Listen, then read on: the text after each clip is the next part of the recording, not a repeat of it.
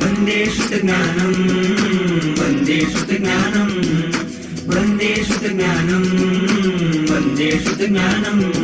हो देवादिदेवा करू तारी हूँ सेवा, हो देवादिदेवा करू तारी हूँ सेवा। वन्दे वन्दे वन्दे श्रुतज्ञानं वन्दे वन्दे वन्दे श्रुतज्ञानं वन्दे वन्दे वन्दे श्रुतज्ञानं वन्दे वन्दे वन्दे श्रुतज्ञानं वन्दे वन्दे वन्दे श्रुतज्ञानं वन्दे वन्दे वन्दे श्रुतज्ञानं वन्दे शासनं शासनं वन्दे शासनं शासनं।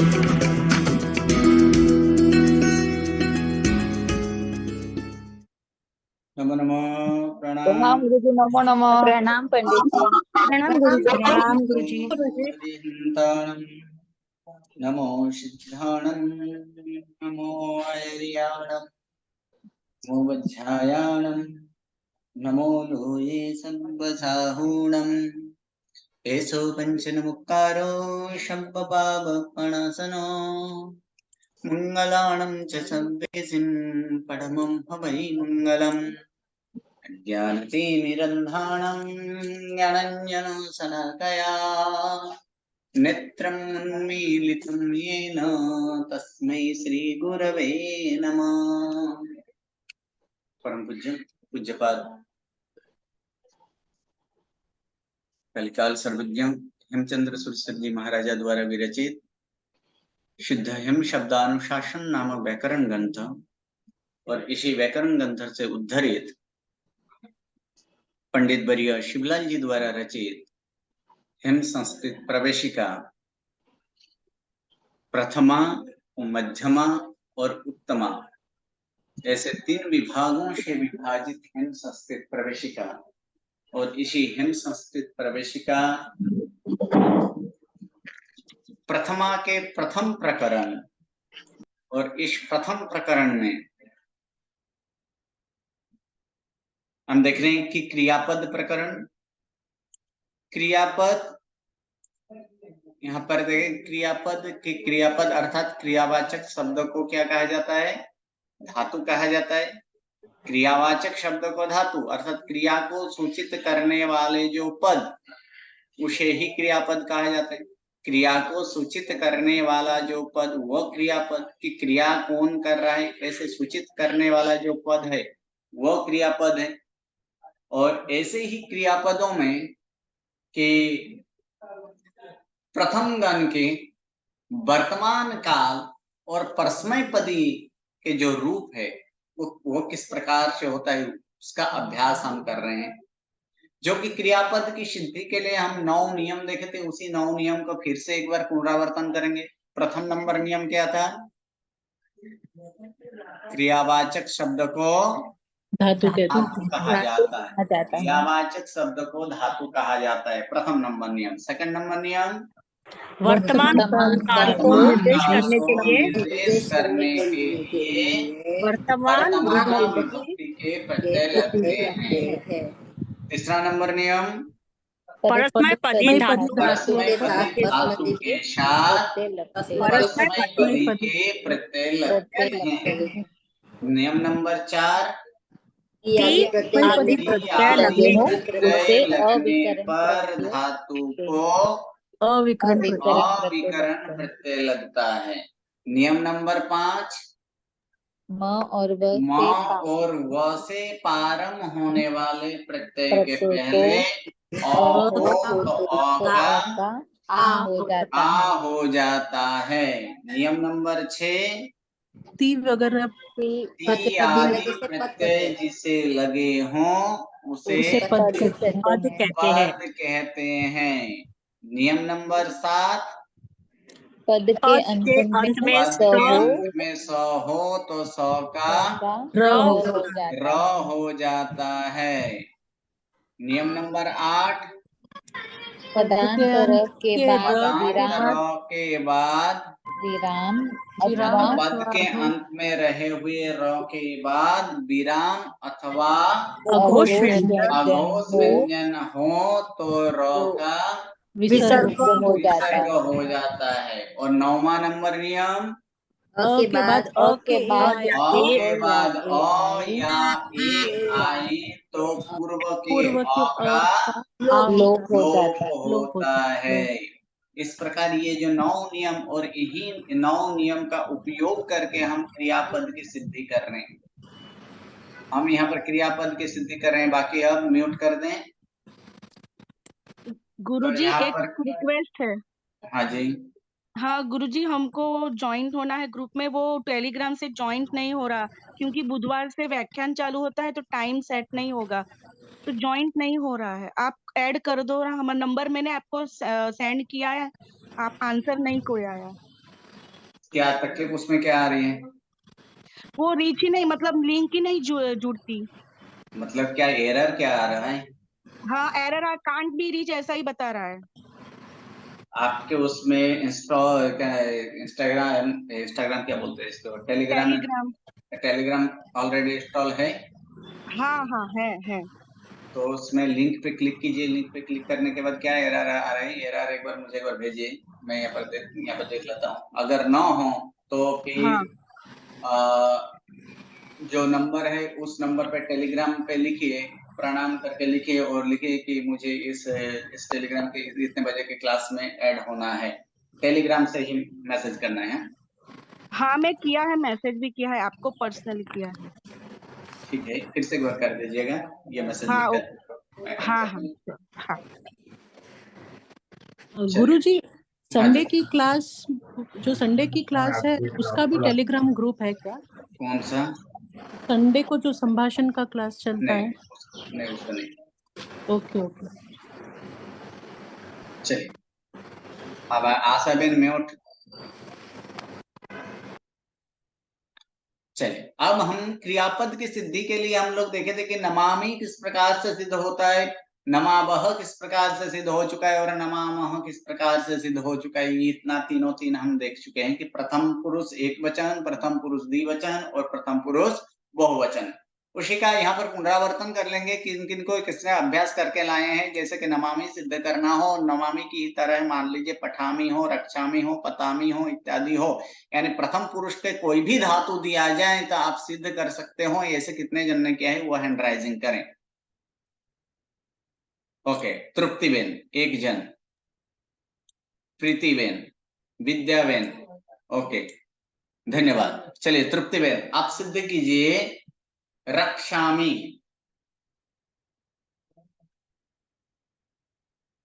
तृप्तिबेन, तृप्तिबेन, ओके नो साउंड। चलिए प्रीतिबेन। जी गुरुजी प्रणाम। हाँ जी, कौन रक्षामी सी सिद्ध रक्त करें। धातु? हाँ जी। क्रियावाचक शब्द को धातु कहते हैं रक्त। वर्तमान काल को निर्देश करने के लिए वर्तमान विभक्ति के ही प्रत्यय लगते हैं रक्त। परस्मैपदी धातु के साथ परस्मैपदी के प्रत्यय लगते हैं, जैसे रक्त प्लस नी। टी आदि प्रत्यय लगने पर धातु को विकर्ण प्रत्यय लगते हैं, अविकरण प्रत्यय, सॉरी अविकरण प्रत्यय लगते हैं, जैसे रक्षा प्लस अ प्लस मी। म और व से प्रारंभ होने वाले प्रत्यय के पहले अ हो तो उसका आ हो जाता है। रक्त प्लस आ प्लस मी।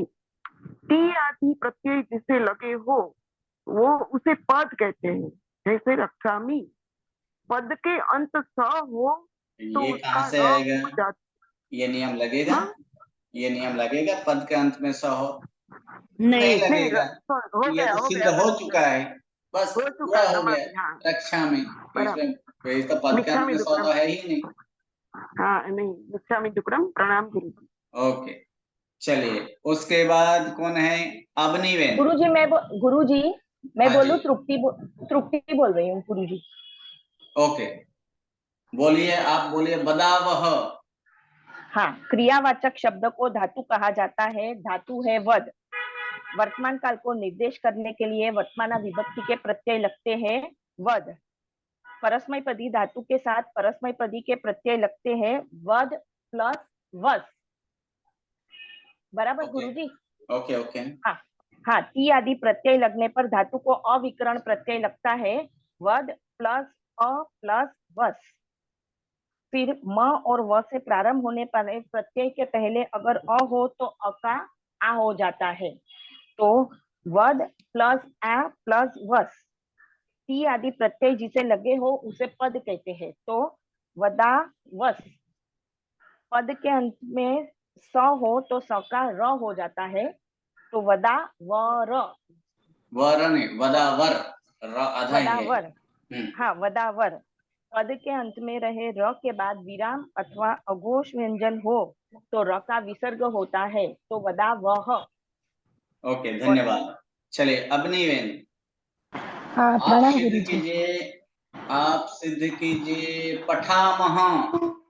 पठामह क्रियावाचक शब्द को धातु कहा जाता है। पठ वर्तमान काल को निर्देश करने के लिए वर्तमान विभक्ति के प्रत्यय लगते हैं पठ।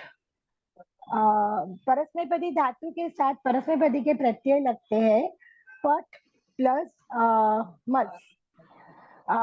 ती आदि प्रत्यय लगने पर धातु को अविकरण प्रत्यय लगते हैं पठ प्लस अ प्लस मस।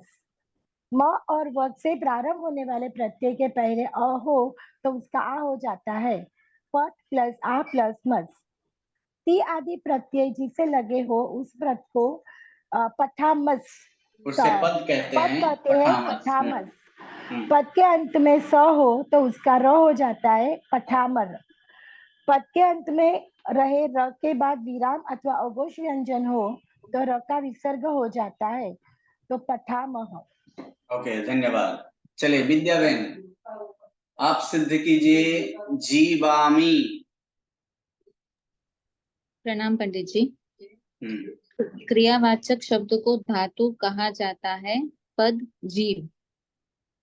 वर्तमान काल को निर्देश करने के लिए वर्तमान विभक्ति के प्रत्यय लगते हैं धातु जीव। परस्मैपदी धातु के साथ परस्मैपदी के प्रत्यय लगते हैं जीव प्लस मी। ती आदि प्रत्यय जिसे लगने पर ती आदि प्रत्यय लगने पर धातु को अविकरण प्रत्यय लगता है जीव प्लस अ प्लस मी।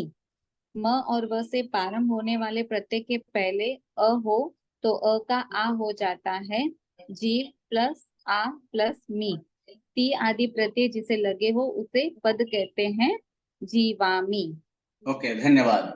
चलिए अब आगे का यहाँ पर देखेंगे कि अब प्रथम पुरुष एक वचन, द्विवचन और बहुवचन देख लिए। अब मध्यम पुरुष, तो मध्यम पुरुष एक वचन का रूप क्या होता है? नम धातु का नमसी।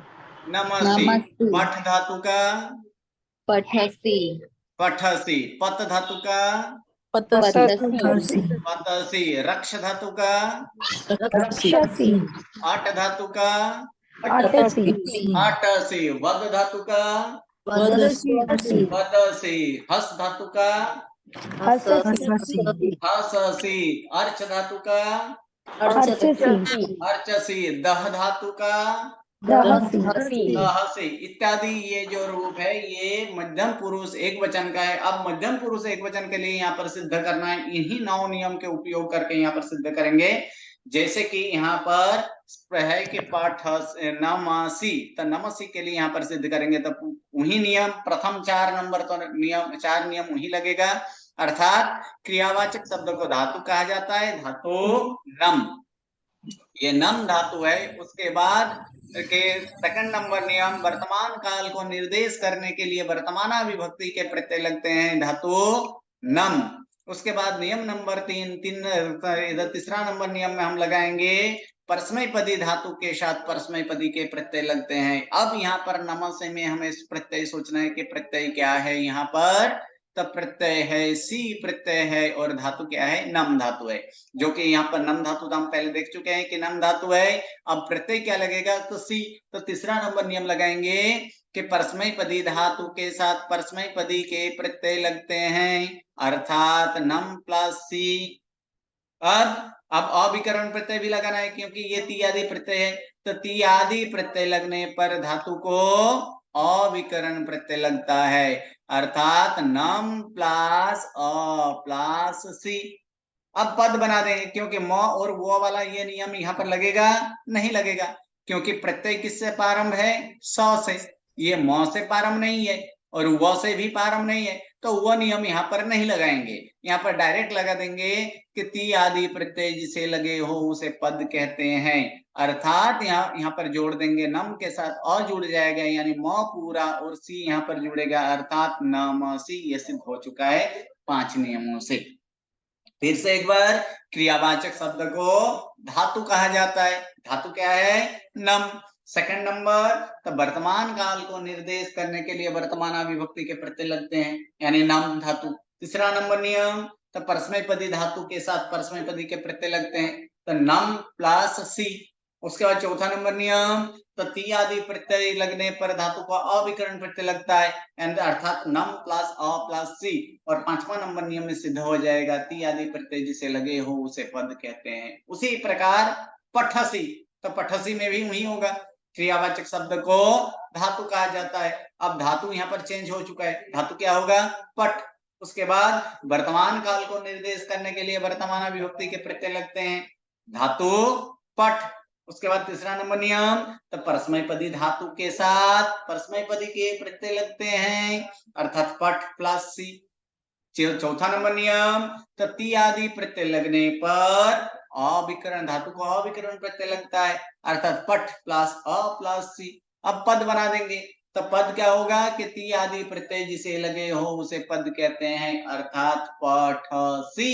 ये पद बन चुका है। उसी प्रकार रक्षसी, पतसी, दहसी, जीवसी, चरसी, अटसी, अर्चसी इत्यादि इसी प्रकार से होगा। हाँ बोलिए, क्या प्रश्न है?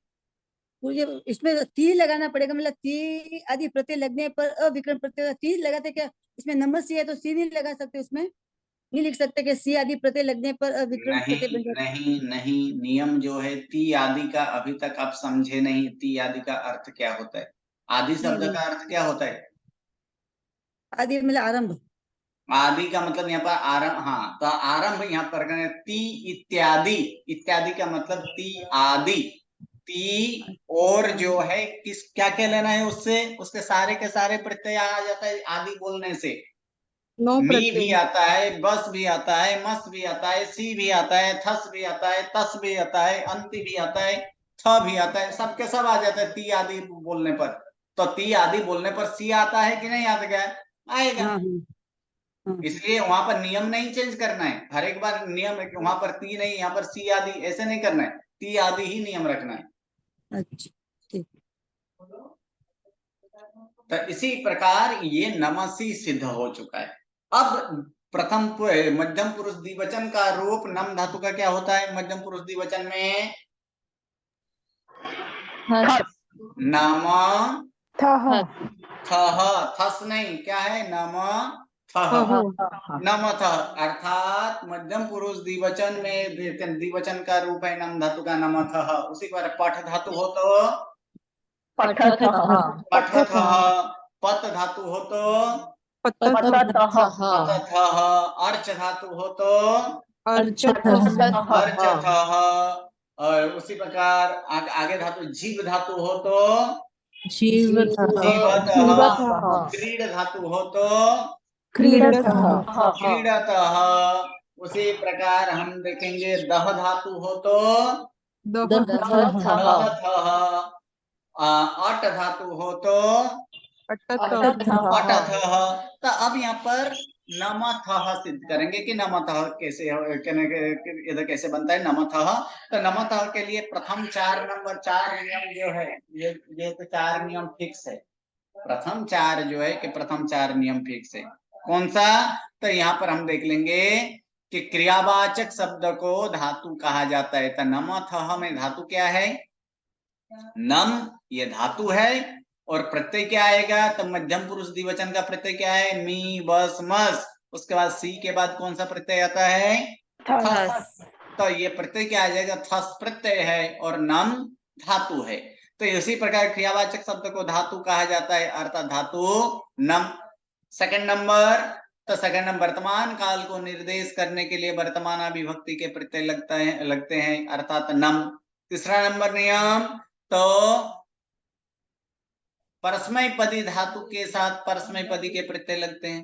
तो इस पर प्रत्यय क्या लगेगा? तो नम प्लस थस। थह प्रत्यय नहीं है, प्रत्यय क्या है? थस। तो ये थस प्रत्यय याद रखना। प्रथम पुरुष एक वचन का प्रत्यय क्या है? मी। प्रथम पुरुष द्विवचन का प्रत्यय बस।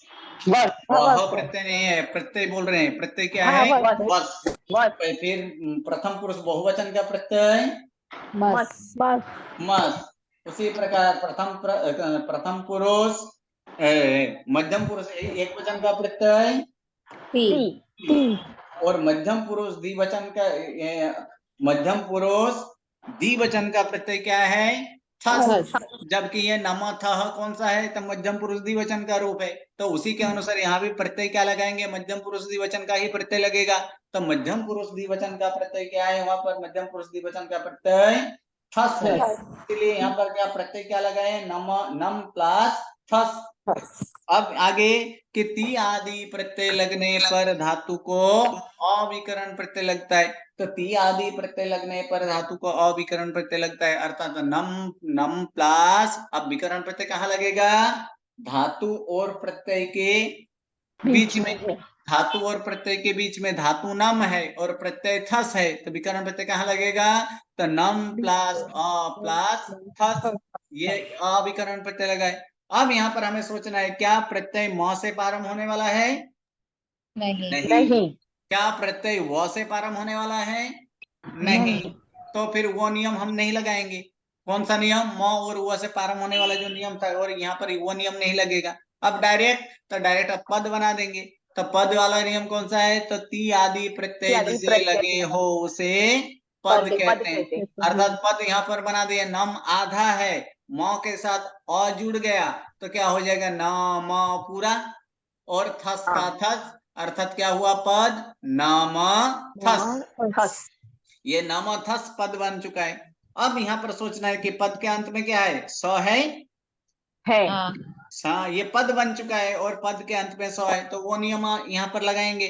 उस नियम के यहाँ पर अप्लाई करेंगे कि पद के अंत में स हो तो स का क्या होता है? र हो जाता है। तो यहाँ पर अब स का र कर देंगे। पद के अंत में स हो तो स का र हो जाता है, अर्थात स के जगह र आ जाएगा। यानी नम थस था, अब क्या हो गया? नम थर।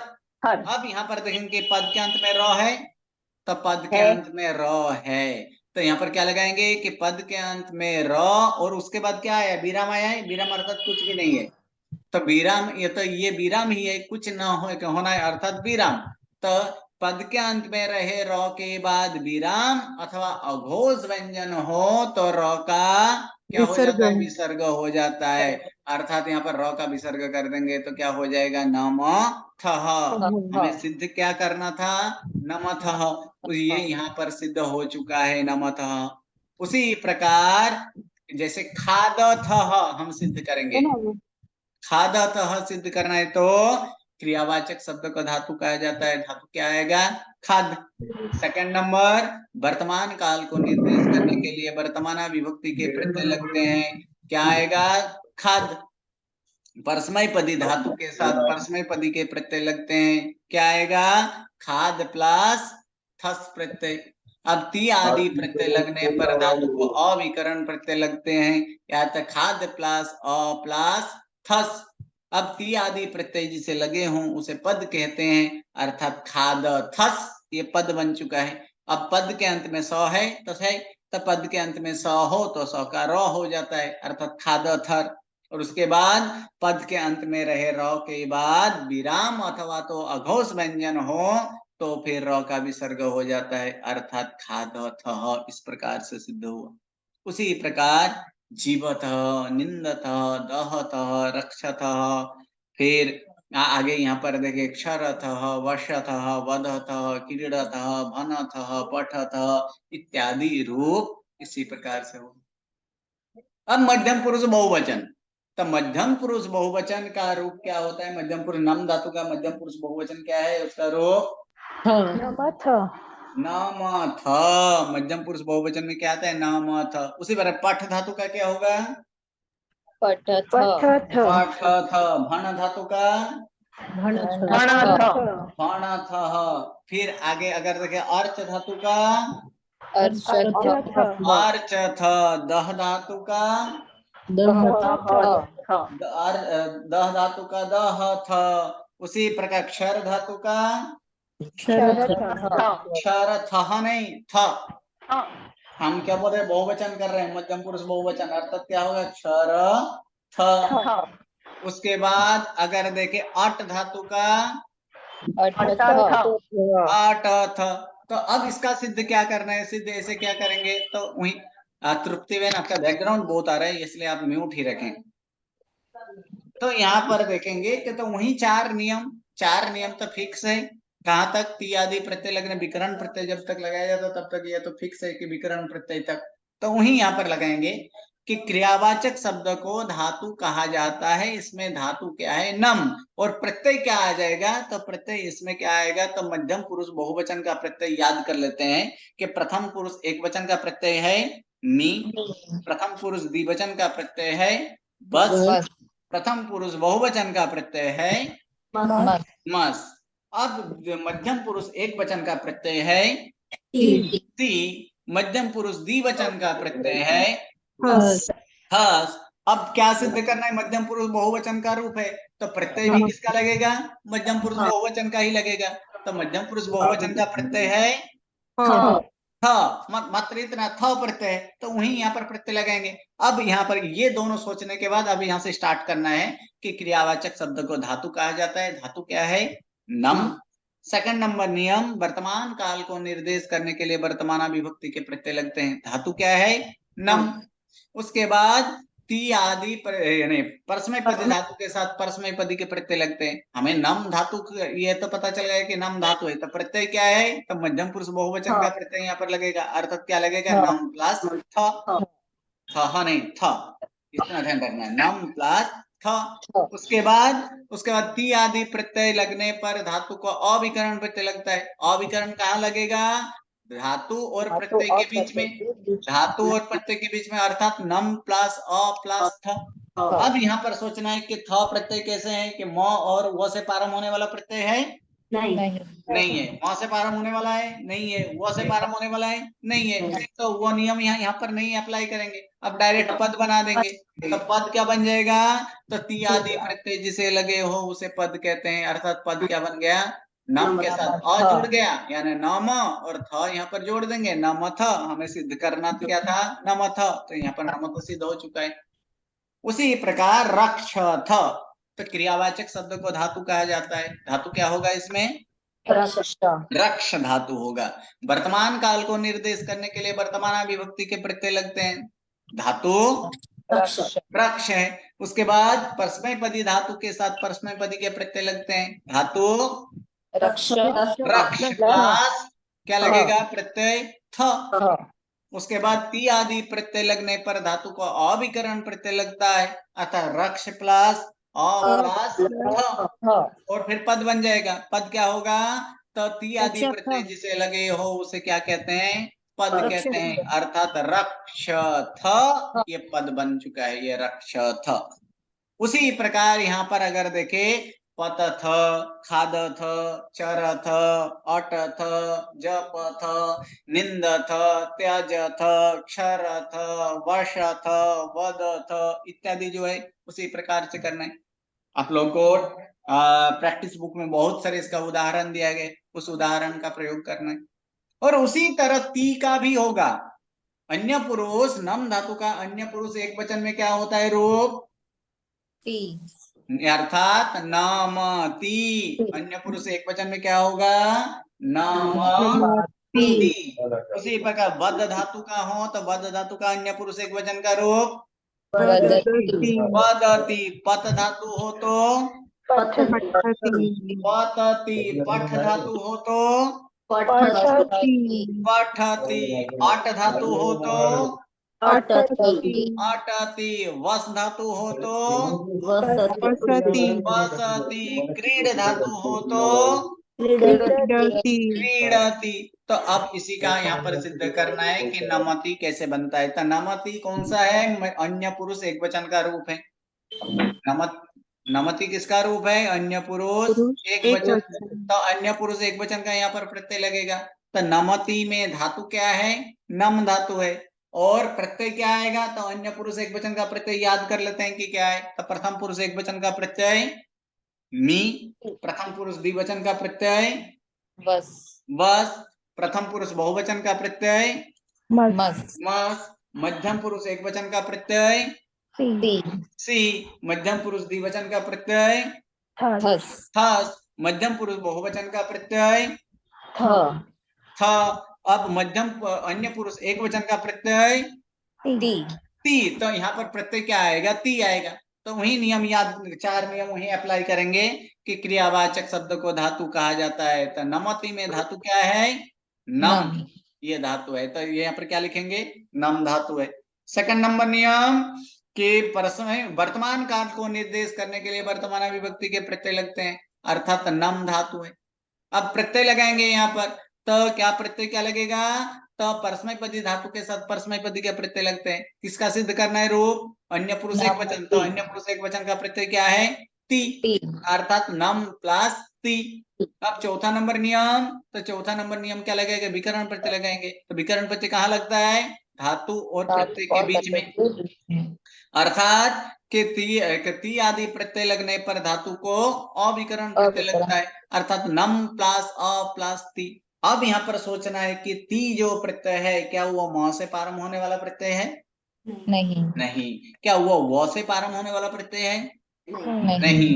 तो म और व से प्रारंभ होने वाला प्रत्यय नहीं है, तो उस नियम को यहाँ पर छोड़ देंगे, डायरेक्ट पद बना देंगे। पद क्या बनेगा?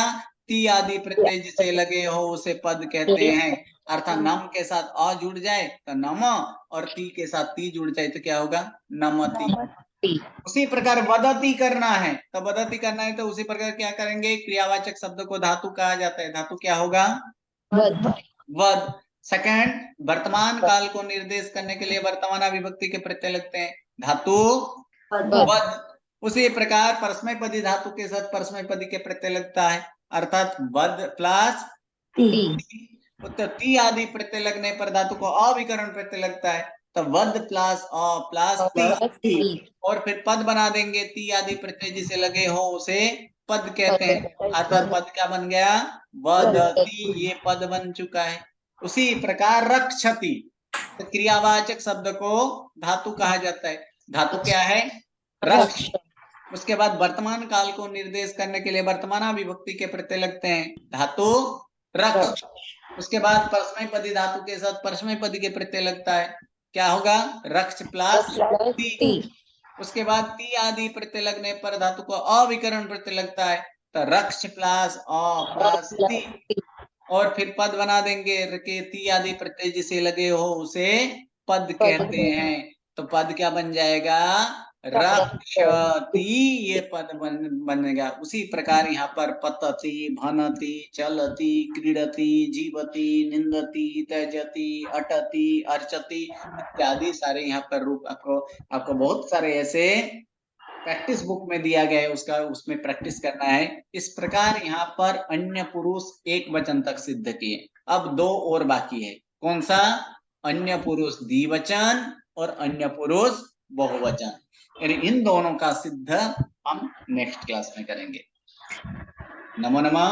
प्रणाम। प्रणाम नमो नमः गुरुजी। जी नमो नमः। प्रणाम।